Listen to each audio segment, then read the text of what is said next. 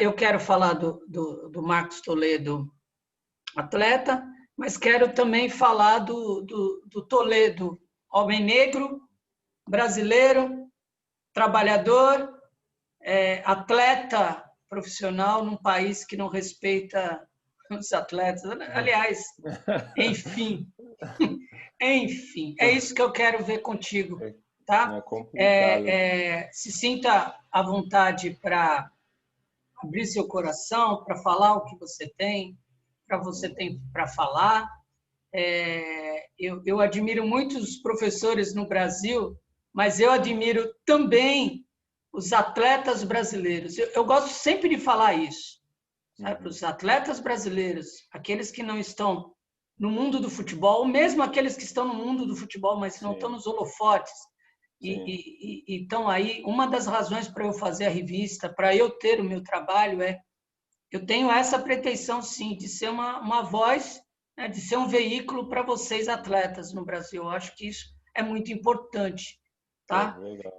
Isso é muito importante mesmo, certo? Fundamental. Agora, Sim. Então vamos lá. Vamos lá, vamos ver Toledo. que vai sair desse mato aí. Já passando, né? Já metendo o dedo na ferida. Na feridinha ali. Toledo, não existe racismo no Brasil?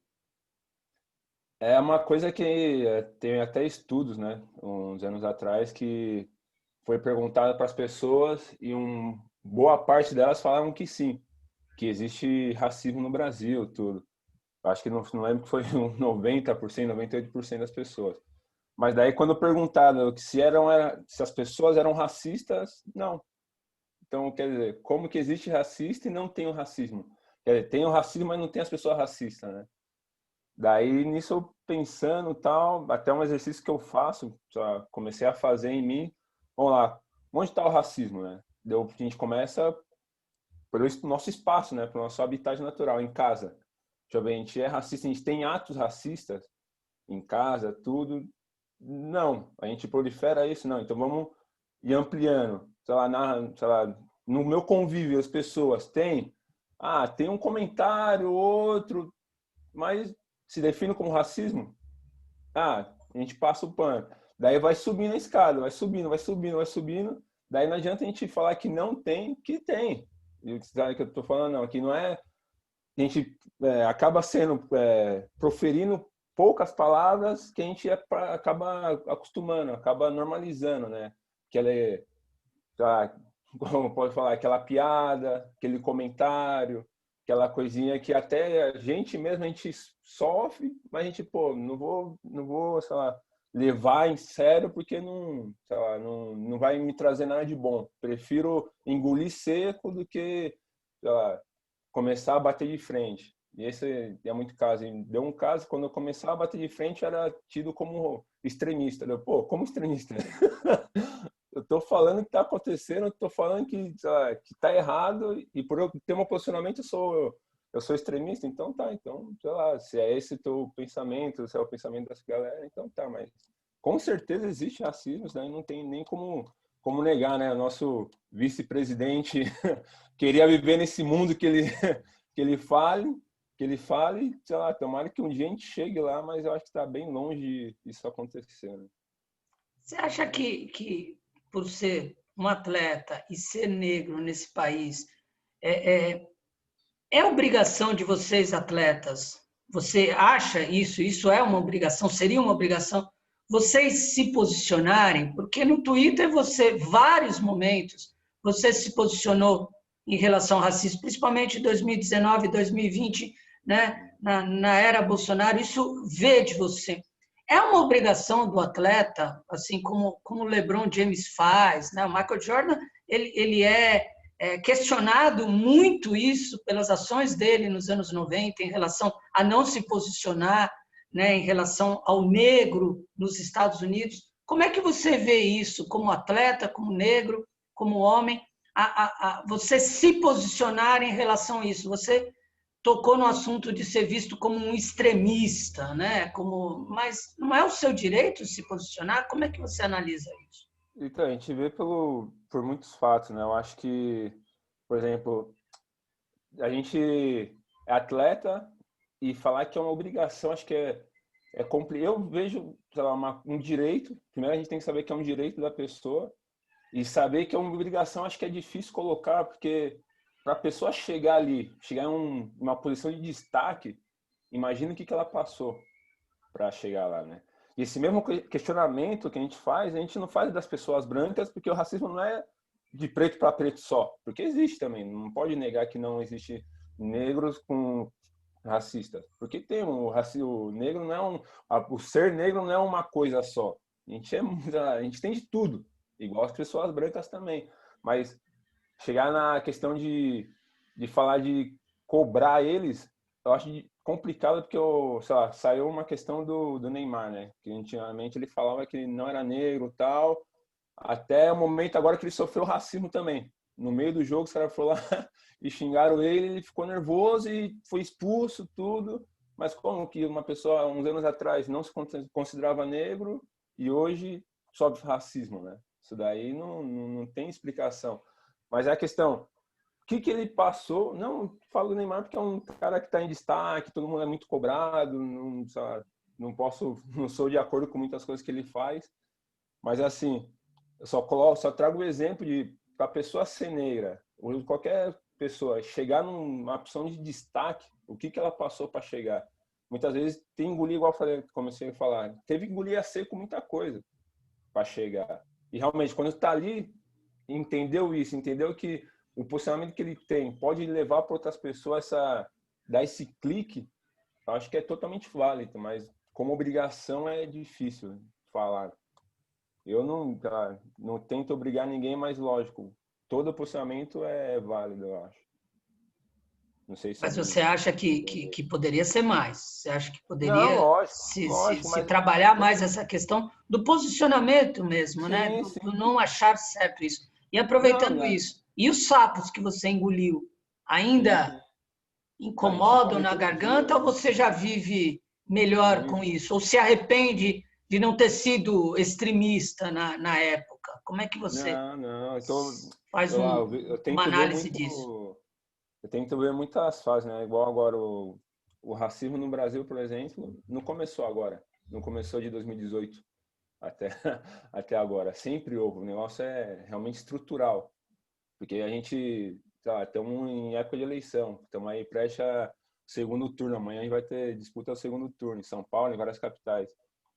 E agora está em pauta, né? Agora tá um negócio que todo mundo está falando, que bom, mas não chega, sei lá, acho que falta muito, porque o discurso é muito bonito, né? O discurso fica muito bonito para ganhar votos, para ganhar audiência, para ganhar tudo, mas não chega no onde tem que chegar, não chega aonde toca realmente, né? E eu fico muito assim com isso, né? Porque as pessoas elas sofrem mesmo na pele que eu falo.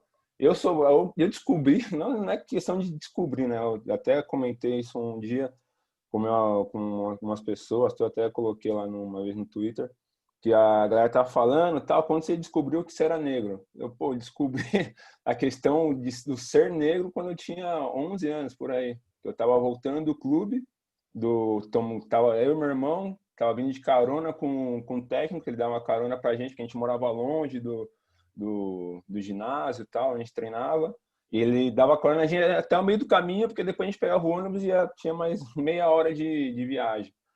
E nessa questão, eu com 11 anos, por aí, eu com 10, 11 anos, meu irmão com 11, 12 anos, que a gente tem uma diferença de um ano só, ali perto do Ibirapuera, o policial foi lá e parou o carro, e eu sentado na frente, meu irmão sentado atrás, meu irmão tava anotando o número de telefone, porque não sei o quê. Os caras pararam a gente e apontou a arma. E a gente, com a idade que a gente tem, o técnico saiu revoltado e falou: pô, são atletas, sabe? São um esportista. Imagine isso, né? Como tá, o trauma que já teve. Você já fica, peraí, alguma coisa tá errada, sabe? Daí você fala: pô, se fosse diferente, se fosse outras pessoas dentro do carro, aconteceria o mesmo? Não sei, né? Daí, foi uma coisa traumática. E fora isso, muitas outras coisas, né? Acaba acontecendo, a gente acaba lidando, acaba vendo e não chega a entender, né? Eu Eu tenho um aluno, um ex-aluno negro, o Matheus, e a gente conversando sobre isso, né? A gente se aproximou muito, foi uma experiência como professor muito bacana. Só que eu conversando com ele, eu falava para ele, Matheus, você é negro, e ele tinha essa questão de ser parado pela polícia toda vez, com 11, 12, 13, 15 anos, e ele estava ficando muito revoltado com tudo isso. Eu falava, Matheus, você não leva nas suas costas só a vida do Matheus, você tem um passado histórico, né? Esses 400 anos de escravidão são muito latentes ainda, né? É como você disse, 2018, na verdade, ele é um marco naquilo que os conservadores, os racistas, os fascistas, eles saem do armário em 2018, mas eles sempre estiveram aí, né? Sim. Você, Toledo, você sente também você se sente como um herdeiro desses 350, 400 anos de escravidão? É uma realidade. Tem um número que saiu há 4 semanas, 5 semanas, de cada 10 brasileiros assassinados, 8 são negros. Sim. O passado escravagista desse país, ele explica essa realidade de hoje também. Com certeza, né? E, infelizmente a gente ainda vive esses números, vê essa estatística, a gente corre todo dia para não virar estatística, né? Infelizmente, eu tenho sei lá, estava até falando outro dia que a gente, a cada 25 minutos, né, 23 minutos, um jovem negro é assassinado, brutalmente assassinado no Brasil. E a gente cai na estatística que não é casualidade, sabe? A gente pode ser um desses. Não tem como não pensar isso. Não tem, não, estou no meu conforto, na minha casa, graças a Deus. Consegui trabalhar por ter um mínimo de conforto, que parece que o que é obrigação, né, o básico, hoje em dia é privilégio para muitos. Ter um saneamento básico, ter uma boas escolas, é o que eu tento buscar para os meus filhos. E é uma coisa complicada, né? Porque não tem como você não pensar que isso carrega você. Você ser discriminalizado só pela tua característica física, só porque você mesmo. E daí isso acaba levando para outras coisas também. As pessoas morrem pelo simples fato de, sei lá, de ter não é opção, ter ser diferente do outro, ser o diferente do que eles consideram um padrão, né? Eu acho que isso é muito muito triste, muito muito ruim. E lógico, essa carga a gente carrega, infelizmente, a gente já amadurece muito antes, né? Do que muitas coisas, muita gente. Essa sua história com 11 anos, você nunca mais viu o mundo do jeito que você via antes, né? O Não, revólver na sua cara, a violência, né? Porque o ato de parar já é uma violência, né? Isso muda você. Como é não, que, quando isso daí você é o parou de trabalho, né? tremer, você pensou o quê? Parar de tremer, eu acho que é meio complicado. Isso daí que eu falo, sei lá, a gente, antes de sair de casa, a gente sempre escutou minha avó, minha mãe, minha tia, sempre falava, não, pentei o cabelo, leva o documento, não sei o que, vai arrumadinho, tá com a roupa assim, não anda assim, não sei o que, só pra você, se é preto, imagina não sei o que, sabe? Então, você já vai interiorizando isso, sabe? Porque não elas estavam fazendo o melhor pra gente, não é que elas estavam reproduzindo o racismo. Mas só que elas estavam querendo que eu fosse o melhor para mim, ela queria que eu voltasse para casa. Voltasse vivo para casa, né? E ela falando, não, a gente vem de uma história, mas você na tua carreira, tudo, você é historiador, você sabe muito mais do que eu nisso daí, conhece muito mais história, conhece realmente o que aconteceu, como foi vida as coisas, né, até onde está. Então, não é tão simples. Eu falo, eu não sei de nada. Realmente eu sei as coisas que eu vivi, tento ler, tento estudar, tento abrir mais a mente, tento, sei lá, com as pessoas que conversam, a gente tenta debater um pouco sobre isso, mas é difícil porque não tem como, sei lá, ainda não entendi a pessoa que mora, que vive num lugar e não conhece realmente a própria situação, o próprio país, o próprio entorno, né? Talvez por ter vivido coisa diferente, isso não, sei lá, não proíbe você conhecer vida diferente. Sei lá, sei lá, não venho, não morei na favela. Isso já tive uma época em favelas, tudo morando, porque minha mãe jogadora, se mudava bastante, a gente tentou morar numa vez na favela, tanto que a gente foi lá, encontrou um terreno na época, a gente era pequeno, foi lá, limpou o terreno, construiu lá os negócios, mas a gente acabou não vivendo ali. Mas aonde eu moro, ali na Vila Formosa, minha casa, a casa da minha família, sempre foi a mais humildezinha. Sempre foi, não fica no centro, né? Fica no, a gente pode falar na periferia de São Paulo, porque para você chegar até o centro, você demora 2 horas, sim, 1h30 até você chegar. E então eu falo, eu ir pro clube, eu conheci no clube, lá no centro, tudo, na cidade, eu conheci outras realidades.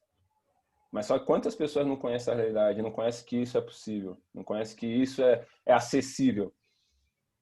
Não sei como posso falar, que não é só por você nascer em um lugar, teus pais ter uma condição que você tem que repetir essas mesmas condições, sabe? Eu tive a sorte que minha mãe, na época, viu isso e incentivou a gente para o esporte, porque era o meio que a gente tinha de mudar a nossa realidade.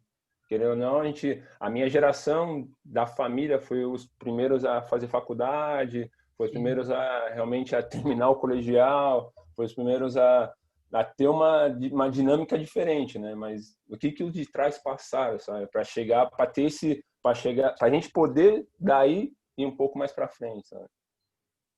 E aí, falando do atleta Toledo, você surge no Monte Líbano, você surge com 16, 17 anos de uma forma avassaladora e você vai para a Europa. Você vai para a Espanha e lá você fica 10 anos. Volta para o Brasil 10 anos depois, homem feito, família, fica mais 4, 5 anos jogando, foi, se não me engano, Pinheiros. Foram 7, foi Mogi, 7 anos, Pinheiros, Mogi, Fortaleza. E aí você, com 34, 35 anos, volta para a Espanha, você refaz o seu caminho do início da carreira, né? Quase 20 anos depois. Como é que bateu isso na sua cabeça? Você voltando o ciclo ou não? Como é que você se sente assim, voltando ao início nesse sentido? Sendo que você não é o mesmo Toledo, você está 20 anos mais velho, mais experiente. Como é que deu? Como é que foi toda essa passagem? Sem esquecer que foi um período de pandemia, inclusive. Sim, sim. A gente mudou bastante, né? Eu percebo que eu mudei bastante na minha forma de pensar, minha forma de agir, minha forma de ser. Eu tenho essa noção, não sou a mesma pessoa que quando eu vim na Espanha faz 17 anos. Sabe? Isso daí eu tenho claríssimo que no olhar, nas pessoas, no andar, tá? Tenho meus amigos, tenho tá?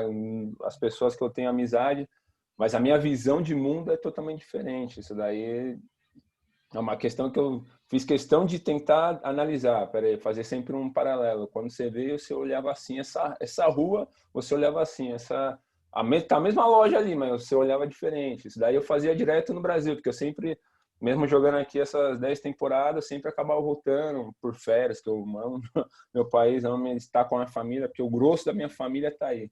Então, eu sempre gostei de vir e estar reparando, pô, esse prédio mudaram, essas coisas, sabe? E é bem interessante. Então, igual você fez um resumão, é bem isso mesmo. Fiquei no Monte Líbano por 6 anos, né? Comecei ali no Monte Líbano, né?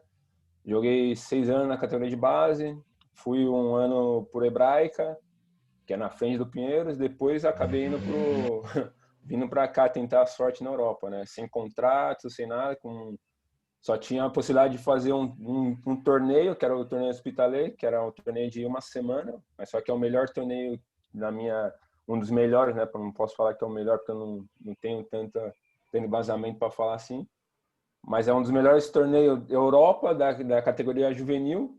Então eu fiz o torneio, joguei bem, e nisso veio um clube que quis me testar por um mês. Testou por um mês, depois desse mês testado, os caras gostaram, me fizeram um contrato de 5 anos, por exemplo. E daí foi legal que, casualmente, nessa volta para a Espanha, eu não tinha programado, não tinha pensado nem nada. É o mesmo clube que eu estou atuando hoje. Então, quer Legal, dizer, né? o mesmo clube que abriu as portas para mim há 17 anos, abriu de novo para mim agora.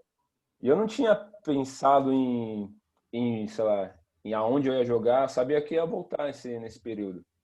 Porque a minha família está aqui, minha mãe está aqui, tenho 2 irmãos aqui, que estão aqui desde 2007, se eu não me engano, morando aqui, trabalhando, fazendo a vida deles aqui, que era um dos objetivos que eu sempre lutei, não era que eu nunca joguei sozinho, né? Sempre joguei com o objetivo de ajudar a família, ajudar as pessoas. Então, quando eu tive a oportunidade vim para cá sozinho com 3 anos, fiquei 3 anos sozinho e depois a dúvida, mantenho eles aqui no Brasil ou levo eles para lá? Na época, meu irmão mais novo tinha 7 anos e o meu segundo irmão mais novo tinha 15. Peraí, estou no Brasil, infelizmente, questão de segurança, questão de escola, questão de saúde, eu não vou ter condições de manter eles aqui. Então, vamos para todo mundo para lá. Falei com a mãe, conversei com ela, topou e a gente veio. E tanto na época, antes de eu vir para cá, para a Espanha, tinha outra possibilidade. Era ou ir para os Estados Unidos, tentar a sorte, tal, jogar em college, jogar nas categorias que tem ali, ou vir para a Espanha. Mas só que nessa diferença, a Espanha tinha uma possibilidade de me pagar uma ajuda de custo, porque no Brasil eu já ganhava dinheiro, então eu pagava coisas em casa.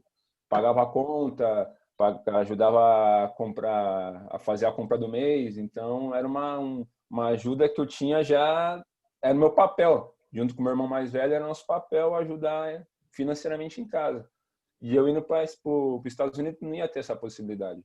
Indo para a Espanha ia ter menos, porque eu ganhava bem menos aqui, mas poderia estar ajudando com algo. Então foi esse o caminho que eu acabei, na época, escolhendo. Mas esse seu retorno agora, você o vê como de forma positiva, né? Sim, Não tinha sempre que uma eu... programação você voltar para a Espanha agora, mas essa volta, ela fica, você fica bem com ela. Não, tinha, até que tinha, porque a minha esposa, ela é daqui, ela é espanhola. Então, quando a gente sempre, o contato que a gente tem aqui é muito grande, com a família dela, tanto com a minha. O que mais pesou foi a idade dos nossos filhos também. Porque meu filho mais velho hoje tem 5 anos, o mais novo tem 2 anos. E a gente pensando em educação, pensando em qualidade de vida mesmo para eles, a gente pensou, não, então vamos voltar, porque os avós deles estão lá. Sim. Eu não, em questão familiar, a minha mãe os meus sogros estão aqui. Tenho 2 irmãos, tenho a família aqui, então para a questão familiar, eu acho que seria o ideal fazer esse trajeto e graças a Deus deu certo, né? Mas Mas só que a gente veio sem clube nenhum, né? A gente veio, igual eu falei, a gente já tinha tomado essa decisão antes, calculando tudo, e bem uhum, no meio veio essa pandemia. E que daí eu já estava preparado para não jogar até janeiro. Tanto entendi.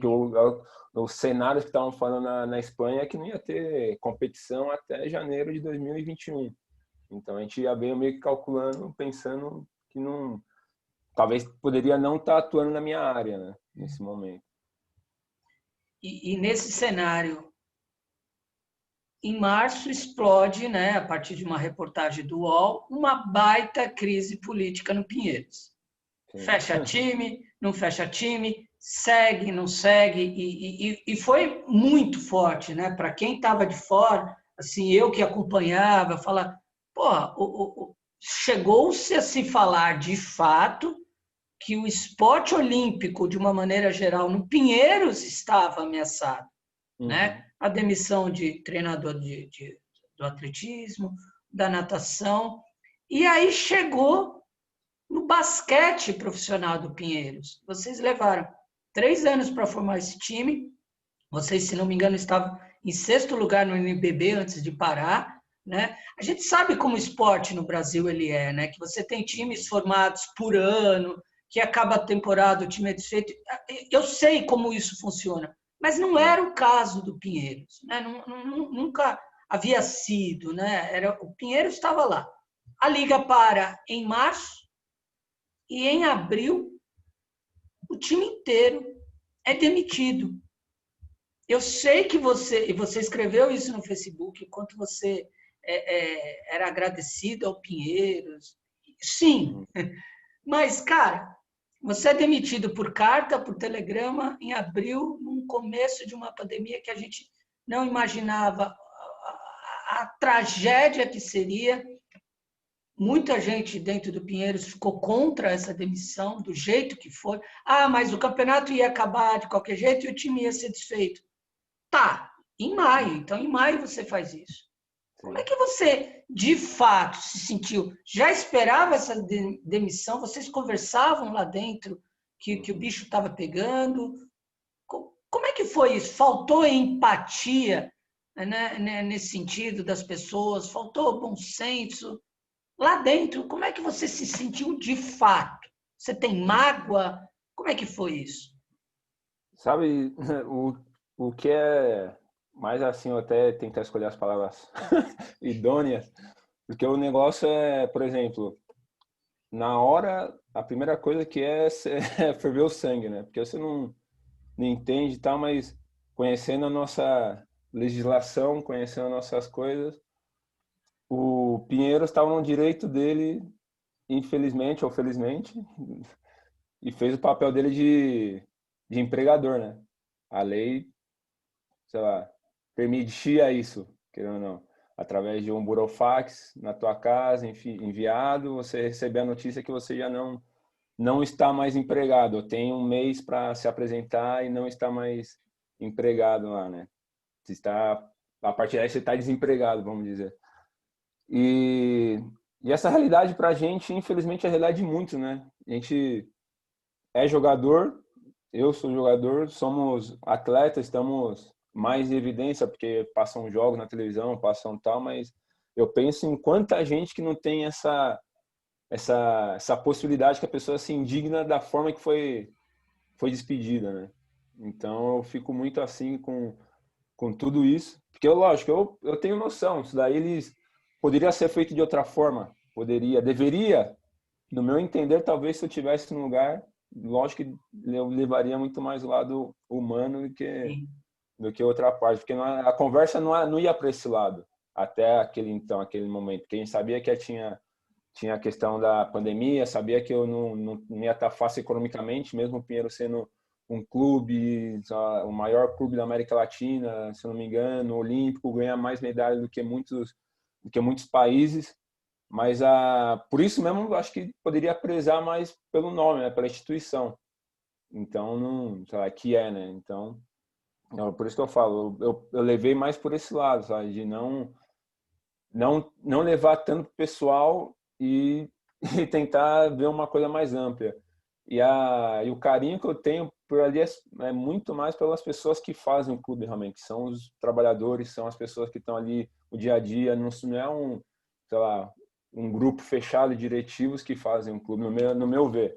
São eles que tomam decisões. Sim. Mas o meu agradecimento realmente era mais por essas pessoas. Tinha diretivos que era sempre estava preocupado. Senhor Osso mesmo, que é um amor de pessoa que eu conheci, foi uma das primeiras pessoas que eu conheci. Conheceu meu irmão quando era moleque, meu irmão mais velho jogou lá, então eu acho que tem essas pessoas os trabalhadores acho que são os que mais sentiram, sabe, em tudo isso daí, né? Porque, querendo ou não, quem tomou a decisão, as pessoas que tomaram a decisão continuaram com a vida normal, né? De uma certa forma. Mas lá dentro vocês sentiam desde março que de fato o time ia ser desfeito, que não ia ter? Ou Não, isso nosso, acabou pegando vocês mais de surpresa? não, foi de surpresa, mas a gente meio que já intuía, né? Porque, igual você falou, a crise que estava tendo ali, estava tendo, né? Então a gente jogava com assim, o César foi sempre muito inciso, né? Assim, né? Muito certo, sempre tentava blindar muito a gente na questão de tentar focar no jogo, tentar focar no nosso trabalho. Então isso, o César como técnico e como pessoa é nota 1000, né? Nem nota 10. Né? Então, as pessoas que ele contrata, que ele sempre fala que contrata por confiança e o trato dele humano é uma coisa que rara vez, para não falar que não foi nenhuma de um técnico. Né? Ele se preocupa muito pela pessoa, não só pelo jogador em si, mas pela pessoa. Então, acho que o papel que ele teve, o Nelsinho, o Bruninho, toda a comissão técnica, o Fabrício, todos que estavam ali mesmo, batia de frente todo dia, que estava ali dia a dia no batente, acho que eles foram muito bons nessa lidada aí de crise institucional, que estava tendo crise no clube, mas a gente tentava ficar mais focado no nosso, né? Tanto que a gente estava sexto na competição, né? E reduzindo a metade do que o ano passado, né? Do ano anterior. Reduzindo muito o pressuposto, né? Vocês brigavam, estavam lá na luta pelo título, por vaga na semifinal, vocês estavam no playoff e vocês iam fortes, sim, né? Então, e era uma coisa, foi muito assim, porque o ano anterior, não sei se você lembra, a gente ficou, sei lá, o campeonato NBB dura 5 meses, 6 meses no máximo. Sim. A gente ficou líder do campeonato por 4 meses, 5 meses seguidos quase. A gente perdeu no finalzinho, ali acabou caindo. Então, quer dizer, o projeto era bom, era sólido, mas daí, realmente, economicamente, o Brasil não vai bem, não está bem, e a gente notou, como qualquer outra parte, né? A gente acabou notando isso, tanto que foi um dos primeiros cortes que tiveram, econômico, no clube. Se criar um ídolo brasileiro no basquete hoje é tão difícil. Eu vou de novo pegar um exemplo da sala de aula. Os moleques falam do time inteiro do Milwaukee Bucks, falam do oitavo homem do Lakers, mas não conhecem o Iago, não conhecem o Ruivo, né? Essa molecada, não conhece o Toledo, não conhece o Tashman. Por que é tão difícil criar um ídolo novamente no basquete brasileiro? Parece que o basquete brasileiro parou no Oscar, o que é um absurdo, porque você, nada contra o Oscar, mas o Oscar parou nos anos 90 e o basquete segue, né? Por que é tão difícil criar? E aí é tanto para o feminino quanto para o masculino, né? Tem gente que ainda hoje, que quando fala do basquete feminino, é a Hortência e a Paula. Ótimo, tem que lembrar delas, como tem que lembrar do Oscar também. Mas o que acontece que essa popularização do basquete já foi o segundo esporte do brasileiro, até os anos 90. Por que é tão difícil criar ídolos no Brasil, no basquete brasileiro hoje? Professor, isso daí é uma coisa que me deixa bem triste, bem chateado, porque, por exemplo, faz uns 2 anos, eu fui num treino, que ali na minha vila, que eu falo, né, ali na Vila Formosa, né, tem Vila Carrão, né, que fica ali na metade, tem um Clube Manchester. E sim, ali tem um projeto do professor Charles e o professor da Mata, que na época minha mãe jogava lá, me levava a gente quando era pequeno e acabou depois levando a gente também. Eu, nos verão, tudo, quando nas folgas, tento ir lá bater uma bolinha e tal, quando dá. E lá tava tendo um treino, eles têm um projeto da molecada, que eles, agora com a pandemia não dá, mas eles davam um treino com 2 vezes por semana para molecadinha de, se eu não me engano, de 12, 14 anos até 18 anos. Então, para molecada, 2 vezes por semana tinha lá o treino, tinha a parte física, que é tão importante. E na periferia é difícil ter isso, né? Ter um clube que realmente você possa se exercitar, você possa ir. Eu, no meu caso, com um pouco de nível, né? No meu caso, eu tinha que, igual eu falei, tinha que cruzar a cidade para ser federado, por exemplo. Lá eles não são federados, mas estão treinando. E daí eu, conversando com a galera, a gente fez os treinos lá, tudo, no final eu observando e realmente não tinha uma camiseta do NBB. Molecadinha tinha camiseta, sei lá, do Curry, sei lá, do outro, do LeBron, não sei o quê, mas não tinha uma do Marquinhos, não tinha um sei lá, do Alex, não tinha um do Nezinho, sabe? Não tinha um do Marcelinho. E aí eu perguntei, pô, vocês assistem o basquete nacional? Não. Mas por que não assiste? Então, quer dizer, se na base a gente não, essas crianças não estão assistindo, como que elas vão, sei lá, criar esse vínculo e ter um ídolo e depois passar por os filhos deles, vão praticar o esporte pensando que você pode chegar a ser um... A criança não pensa em ser sei lá, um Guilhermão, não pensa ser sei lá, um Iago. A pessoa pensa ser um LeBron James, tá certo, que é o máximo que tem, mas não é possível pensar aqui, que é de casa, que você tem próximo.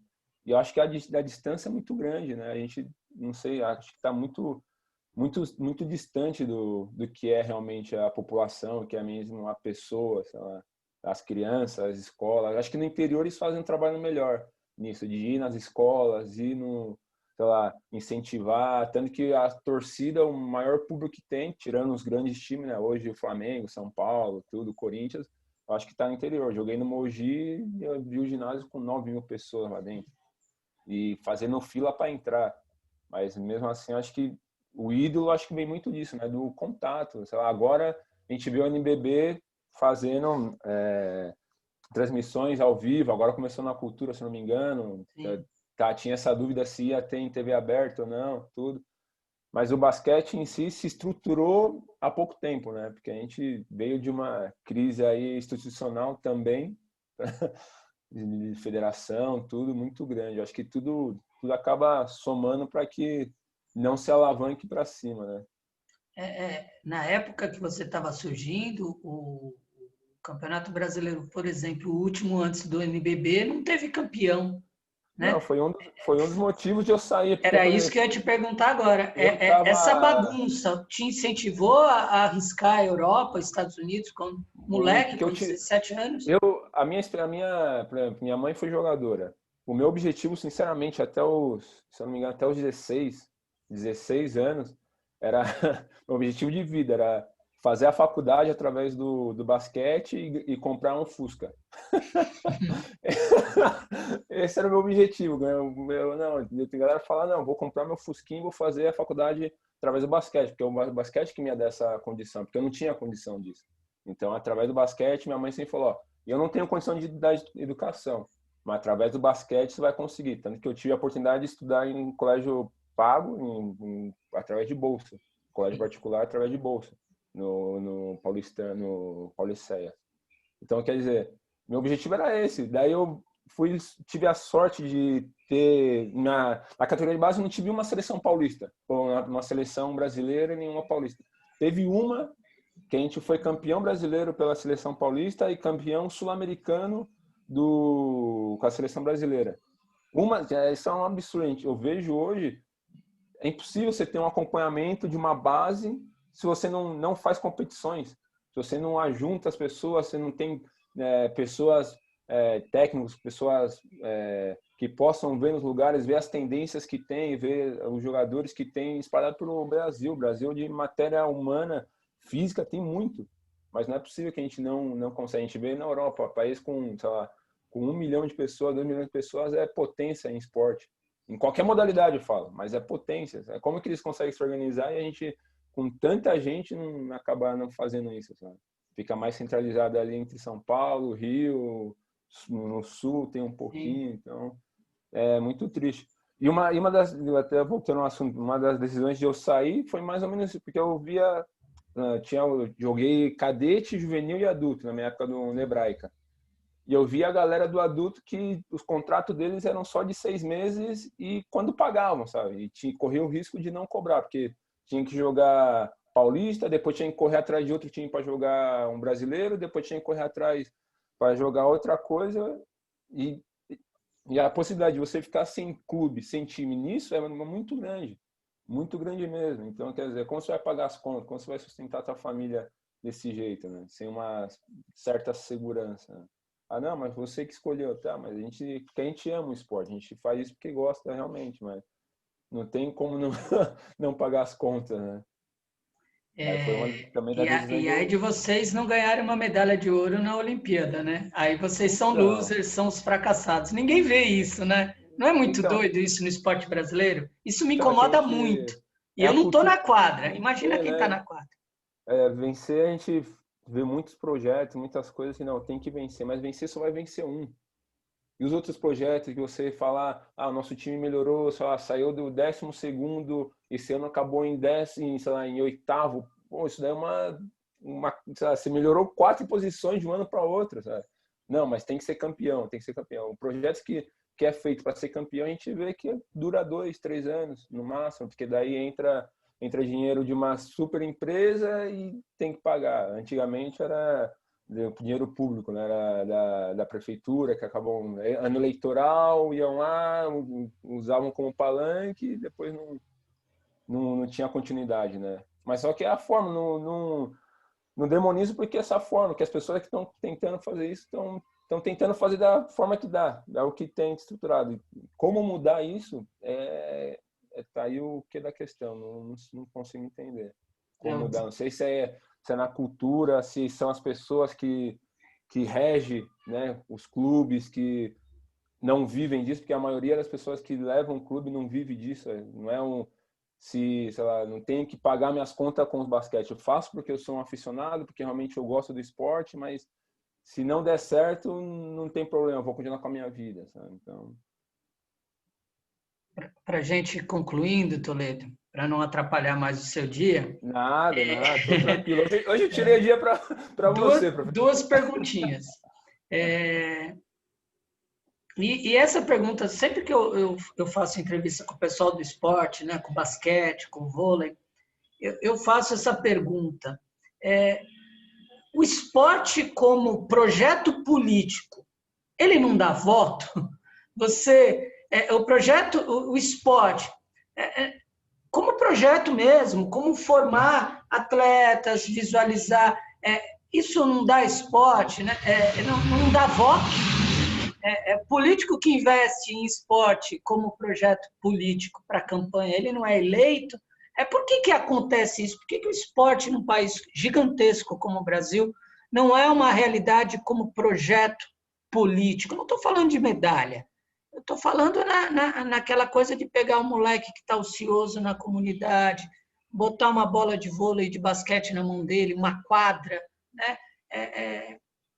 Aqui na região que eu moro, na Zona Norte, aqui em São Paulo, não tem uma quadra de pé de basquete. Não tem. Não tem. Se tem a quadra, não tem o aro. Eu acho Projeto que político de esporte não enche a barriga de ninguém, é isso mesmo? eu acho que daí a gente volta, eu penso, qual que é o projeto político a longo prazo que ganha voto, que as pessoas realmente apostam a longo prazo.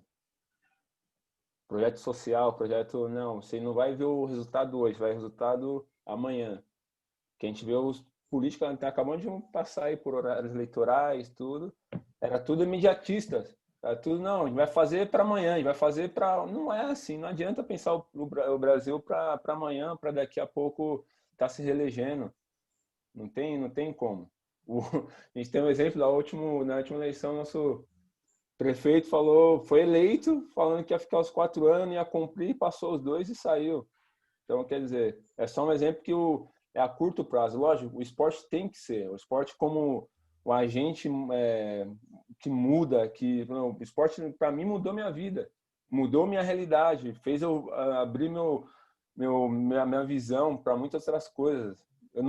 Eu sei que eu não ia estar aqui na Espanha hoje se não fosse pelo esporte. Não ia ter a família que eu tenho hoje se não fosse através do esporte. Então, eu consigo ver isso que muda. Mas daí você conversar com político, conversar para mudar, é complicado, né? Porque a quadra é física, mas se não tiver ninguém ali usando, ninguém fazendo um trabalho social naquela quadra, acontece. Direito é hora, porque não tem ninguém para estar ali pintando, para estar cuidando, para estar mantendo aquela quadra. E a cada 2 anos a gente vê, um político vai lá, pinta, fala que vai fazer isso, vai fazer aquilo, vou melhorar tal. Acaba a eleição, volta tudo na mesma. Então, tem que ganha voto, mas só que é um projeto muito a mais longo prazo, né? Não é tão imediato assim. E seria de imediato, porque as pessoas iam ver a mudança na saúde, ia ver porque a quadra não é só a quadra, é a iluminação que tem que estar na quadra, a iluminação que vai estar na rua, no bairro, é a atividade das pessoas circulando naquele bairro, é uma segurança que você tem que ter a mais ali naquela região, mas não tem poucas pessoas esporte vendo. como educação, como social, né? É uma mudança de perspectiva, é uma ruptura mesmo, né? Eu sempre gosto de lembrar dos projetos de balé, de rugby, e eu acho que de futebol também, em Paraisópolis, né? Como o projeto de rugby, ele no centro de Paraisópolis, ele uniu a comunidade como um todo, né? O Estado não chega em Paraisópolis Não, porque não quer, não. mas o cara que está lá em Paraisópolis, ele vê aquele cenário. São projetos bacanas e como aquilo que você disse, né? De longa duração, né? E que não estão na mídia também, não sei por que não estão na mídia, né? Mas será que vende? Eu acho que, infelizmente, vende mais uma pessoa falando que matou alguém, que roubou alguém, colocar um helicóptero seguindo, tal, aquela parafernália, do que falar que realmente coisas boas realmente mudam a vida das pessoas, né? Que é saúde realmente muda a vida das pessoas. E Que para é, concluir, é desculpa. complicado, você vê. Não, não, que é Sim. mais assim, E né? para De questão de concluir, política, a de política uma pra forma gente... Oi, desculpa, desculpa. de uma forma otimista, com um post que você botou, acho que no Facebook, é um momento filosófico nosso. Toledo, existe amor no Brasil? Você escreveu lá, existe amor em São Foi, Paulo. Não lembro quando. eu Existe terminei, não, amor no Brasil? eu terminei a minha despedida em mais ou menos assim, né, do basquete ali no Brasil foi mais ou menos assim, porque por tudo isso que você falou, da forma que eu fui despedido, do time foi despedido, a forma que a gente foi, eu senti um pouco muito mal por causa disso, mas ainda assim, no meio de tudo isso eu encontrei boas pessoas. Tem boas pessoas. E eu acredito sei lá, as más pessoas é o mínimo, são, sei lá, é a minoria, mas ainda assim acaba se destacando muito mais, né, no meio disso tudo que a gente acaba vivendo, essa correria aí, só pela sobrevivência que a gente tem. O Toledo do futuro vai ser político? Já tem uma Não, ideia do Toledo do futuro? O que ele vai fazer da não, vida? político não, mas eu quero ajudar pessoas, isso tenho total consciência e porque o que eu consegui através do esporte, através do basquete, através da educação, acho que sempre a gente pode puxar mais pessoas, sabe? Pode ajudar mais pessoas a tentar ter essa visão de que não é a tua realidade é essa hoje, mas não tem que ser essa para sempre, sabe? Então, quanto mais eu puder ajudar as pessoas, eu quero fazer isso. Quero seguir essa linha político. A gente é educado que a política é muito longe da gente, né? A gente não estuda política na escola. O senhor o senhor tenta fazer isso, né? Eu sei que na tua aula você tenta fazer isso, discutir tudo, mas a gente não sabe o que faz um vereador, a gente não sabe, se a gente não for correr atrás, a gente não sabe o que faz. A gente sabe que tem que votar. A cada 2 anos a gente tem que votar. Mas depois a gente esquece de cobrar. A gente esquece que aquele que a gente votou tem a obrigação de cumprir isso que ele prometeu. Eu acho que é bem por aí. Eu acho que você pode falar um pouco mais desse campo. Eu não tive uma educação de política na escola. Eu não pude fazer um horário eleitoral na escola, igual a aula que você faz, que eu vi aí. Eu não faço, eu não tive isso, não tive essa oportunidade. Eu tive um professor que me ensinou isso. Então, acho que esse caminho que você faz é bem importante. Política para frente, eu não acredito que eu esteja, mas não é tão longe do que a gente pensa, né?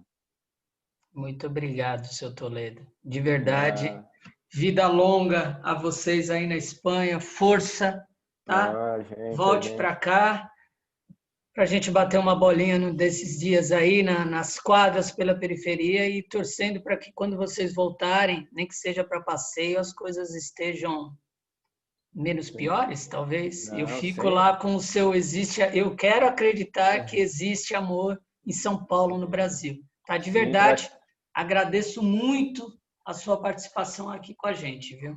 não, eu que agradeço aí a oportunidade, você pensar em conversar comigo, porque eu não, sei lá, eu falei, pô, vou falar do quê? Não tenho o que falar, mas sei que tá acompanhando o teu trabalho, eu sei que ia ser uma conversa legal, uma conversa tranquila. Foi um pouco difícil a gente se bater os Sim, horários, se sim, bater. mas deu certo, deu. Daí deu uma janelinha aí pra gente poder falar, mas foi muito bom, viu? Obrigado aí pelo espaço, pela oportunidade de estar Eu que batendo um papo. agradeço. Toledo, bom restante de ano, bom Natal para todo mundo aí e Opa, até a volta, a gente se isso esbarra. aí. Se Obrigado, proteja. viu? Se cuide, se proteja, que a galera se possa cuidar também. Vocês aí E também, se cuidem, sabe viu? que aqui você tem um fã, viu? Opa, e aqui também. Isso com certeza. Se cuida, Toledo. Tchau, Valeu. tchau. Tchau, tchau. Até mais.